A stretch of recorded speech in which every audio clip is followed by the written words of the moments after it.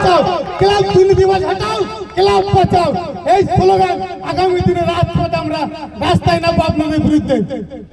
আপনারা যা খুশি তাই মনে করছেন, ক্লাবটা নিজের বাপের সম্পত্তি মনে করছেন, ক্লাবটা নিজের দাদুর সম্পত্তি মনে করছেন না।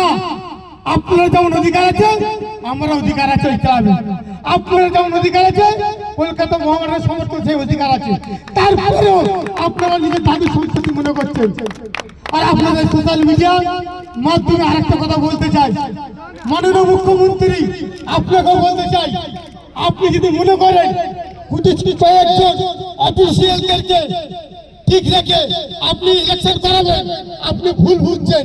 কিন্তু না, 10টা অফিসিয়াল থাকলে 10,000 মহামারীর সমর্থক আছে। আপনি মাথায় রাখবেন, 10টা অফিসিয়াল থাকলে 10,000 মহামারীর সমর্থক আছে।